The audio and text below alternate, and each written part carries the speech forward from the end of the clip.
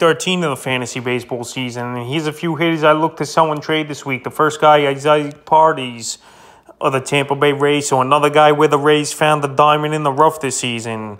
And his breakout party was that 3-home run game last month versus the New York Yankees. And right now he's taking off on the season. 13 home runs, 28 RBIs, 23 runs scored, a 254 average, and a 313 on base here. So I mentioned him as a pickup this week. And now he's owned already in 70% of fantasy leagues. And he's got great value qualifying at first, second, and third in over the last few weeks here. 5 homers, 12 RBIs, 8 runs scored, a 333 average, and a 385 on base. So parades, he's playing great baseball here. And he's a guy I think I could sell high and get a good pitcher in a deal for, because I don't think it's going to keep it going. And he's a guy throughout his career who's never put up numbers like this. So June 30th at Toronto, 1 for 4 with a homer. July 1st at Toronto, 0 for 5. July 2nd, a doubleheader at the Jays, 4 for 10, 2 homers, 5 RBIs, 4 runs scored. July 3rd at Toronto, 2 for 5 with a run. July 4th at Boston, 0 for 2. And July 5th at Boston, 2 for 5 with a rib. So Paradis, he's playing great baseball, but I don't see it holding up. And with his versatility of first, second, and third, I don't think you could have trouble finding an owner who's going to need someone at that position and give up a pretty good starting pitcher in a 1-for-1 deal for him. So right now, while he's red hot and playing the baseball of his career here at peak value, this is a perfect time to sell him high and get a good deal for him. The next guy, Justin Turner of the Los Angeles Dodgers. So Turner up there at his 36-year-old season now. Here's Turner. And he's been a great player over the last 6-7 seasons for this Dodger team. On the season, 7 homers, 44 RBIs, 36 runs scored, a stolen base, a 242 average, and a 311 on base. But over the last few weeks here, he's getting hot, is Turner. 3 home runs, 10 RBIs, a stolen base, 8 runs scored, a 386 average, and a 434 on base. So right now, he's smoking hot, is Justin Turner here. And I know last season, he started off slow as well and finished off with 27 and 87. But to get on a great pace here to get to those numbers. But right now, Turner, while he's getting going here, he's definitely a player I would sell high, because I just don't think this season he's going to finish as strong as he did last season. And like I mentioned, he's had some injuries throughout his career. He's 36 years old, and maybe the other shoe might finally drop here for Turner. So right now, while he's on fire, this is a perfect time to sell him high at peak value this season. After the first 10, 11 weeks of the season, he really hasn't done much. June 30th versus San Diego, 3 for 3, 2 homers, 3 RBIs. July 1st at the Padres, 0 for 3. July 2nd versus the Padres, 2 for 3, a homer, 2 ribs, 2 runs scored. July 3rd versus the Padres, 1 for 3. July 4th versus the Rockies, 3 for 4 with a run. And July 5th versus the Rockies, 2 for 4 with an RBI. So right now, he's on fire, it's Turner. Multiple hit games the last 3 out of 4 games here. But I don't know if it's going to continue for him. And right now, like I mentioned, with the struggles for the first 3 months of the season, maybe it's just a little hot streak here for Turner, and he fizzles out again. So right now, well, you could get good value for him. This would be the time to sell him high. The next guy, Josh Bell of the Washington Nationals. So Josh Bell, I've mentioned him probably 3 or 4 times throughout the season here on the sell high list. And this guy's still producing and putting up great numbers, but I just don't see it continuing for whatever reason. I know we're already 13 weeks into the fantasy season, but Josh Bell is still playing over his head, I believe, here on the season. 12 home runs, 47 RBIs, 44 runs scored, a 315 average, and a 398 on base. So right now, his batting average and on base are great this season, but over the last few weeks here, he's hitting 442 with a 550 on base, with a homer and 3 RBIs with 7 runs scored. So Josh Bell definitely could get traded within the next month here before the MLB trade deadline, August 2nd. We know this national team is one of the worst teams in the league. We know they're rebuilding. And hey, maybe a change of scenery, Bell takes it even to the next level here, because there's a bunch of teams that might need first basemen or a DH at the deadline. And to add a bat like Bell to your lineup will be good here. But I don't think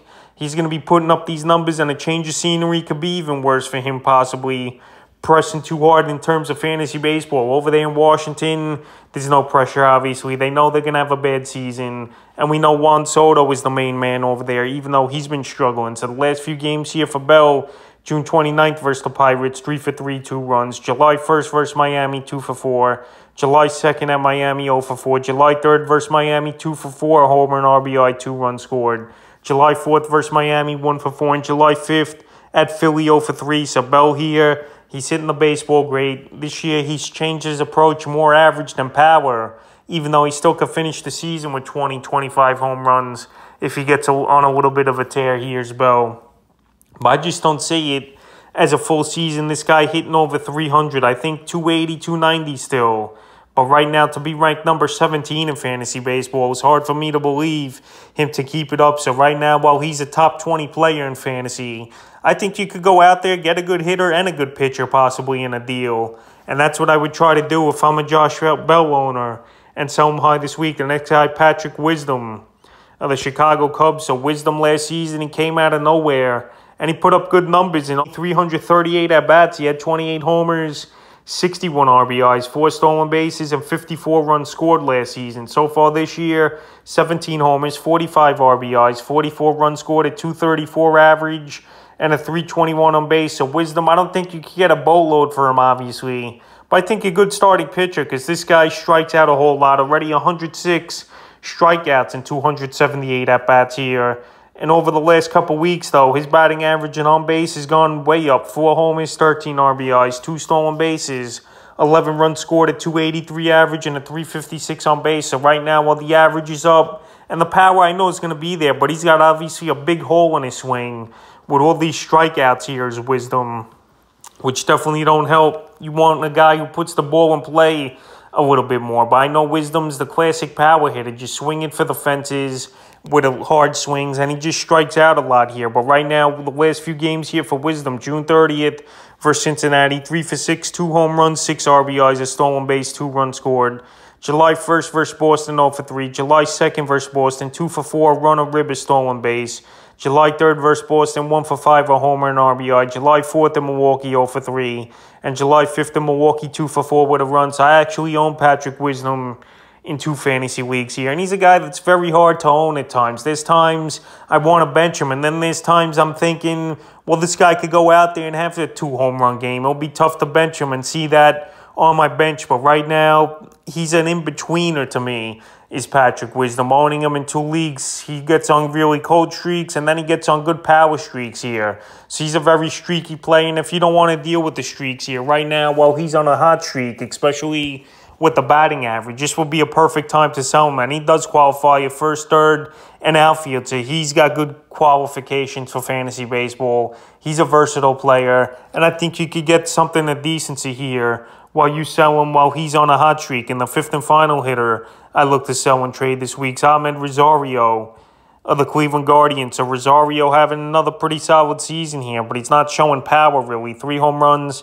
24 RBIs, 9 stolen bases, 43 runs scored, a 278 average, and a 317 on base. I think in a deal for Rosario, you could get a starter or a good closer in a 1-for-1 deal. Over the last month of the season, he's been red hot. 3 homers, 13 RBIs, 6 stolen bases, 23 runs scored, a 336 average, and a 273 on base. So believe it or not, Rosario's got a better batting average than Francisco Lindor this season, even though I know Lindor's got 13 homers and 57 RBIs. But hey, it's been a decent deal here for the Guardians. Andres Gimenez has been good, and Rosario's been good so far in the first season and a half since the deal went down. So the last few games here for Rosario, June 29th versus the Twins, 4 for 4, 2 runs, a stolen base, and RBI. June 30th versus the Twins, 0 for 5. July 2nd versus the Yankees in a doubleheader, 2 for 7 with a homer. July 3rd versus the Yankees, 1 for 2 with a run. July 4th at Detroit in a doubleheader, 0 for 7 with a run. And July 5th at Detroit, 0 for 4 with a run and a rib. So Rosario, 0 for his last 11 here. A little bit of a slump. But I still think you could get a good closer or a starter in a deal. If someone needs batting average, stolen bases, and some runs scored, and Rosario could do that, and he's versatile as well, qualifying at short and outfield, because he's another guy that I mentioned 2-3 weeks ago, I believe, as a guy to pick up, and this is the perfect example, a guy to pick up and then flip him in a deal. And those are the type of moves that can help you win your fantasy league or at least make a deep run into the playoffs. So that's a few hitters I look to sell and trade here for Week 13 of the fantasy baseball season.